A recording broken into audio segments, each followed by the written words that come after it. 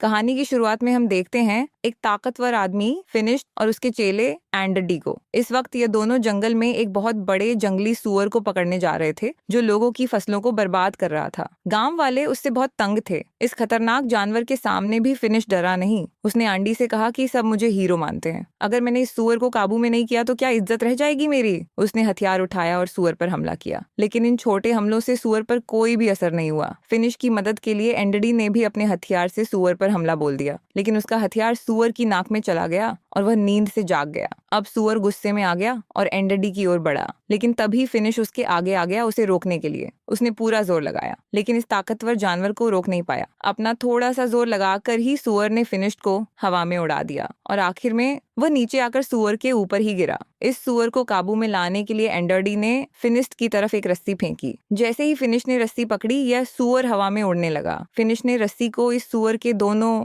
पंखों और उसके सींग में बांध दिया, जिससे वो सूअर फिनिश के काबू में आ गया और फिनिश उसे अपने हिसाब से उड़ाने लगा। जल्द ही वो उसे उड़ाते हुए गांव में ले गया। जब गांव वालों ने देखा कि इतने बड़े जानवर को भी फिनिश अपने इशारों पर नचा रहा है, तो सब लोग उसके नाम की जय जयकार करने लगे। इन्हीं लोगों के बीच बाबा यागा नाम की एक जादूगरनी भी है। उसने फिनिश से कहा कि अगर तुम इतने ही ताकतवर हो तो साबित करके दिखाओ। उसके घर के आगे एक बड़ा पत्थर पानी को रोक रहा है, तो उसने फिनिश को पत्थर वहां से हटाने की चुनौती दी। फिनिश ने कहा कि मैं बहुत बड़ी बड़ी मुसीबतों का सामना कर चुका हूँ, और जादूगरनी ने उसे यह छोटा सा चैलेंज दिया है। वो अपनी बहादुरी के किस्से सुनाने लगा। याका ने कहा कि जब तक मैं अपनी आंखों से नहीं देखती मैं नहीं मानने वाली। ये सुनकर अब सब लोग हंस पड़े। फिनिश गुस्से में अपने घर चला गया। उसे याका पर बहुत गुस्सा आ रहा था, क्योंकि अब उसकी बहादुरी की तारीफ करने की बजाय लोग उसका मजाक उड़ा रहे हैं। अब वह अपनी ताकत को सबके सामने साबित करना चाहता था, जिससे लोग फिर से उसकी वाहवाही करने लगे। एंडरडी ने सलाह दी कि ऐसा करने का एक रास्ता है। सामने जो टावर है ना, ऐसा माना जाता है कि वहां एक राक्षस ने एक बेहद खूबसूरत लड़की को कैद कर रखा है, और वह लड़की एक राजकुमारी है। अगर तुमने उस राक्षस को मारकर राजकुमारी को आजाद कर दिया तो पूरी दुनिया में तुम्हारा नाम गूंजेगा। फिनिश ने तय कर लिया कि वह इस राक्षस से जरूर लड़ेगा। रात होते ही फिनिश और एंडरडी उस टावर की ओर निकल पड़े। वहां पहुंचकर उसने देखा कि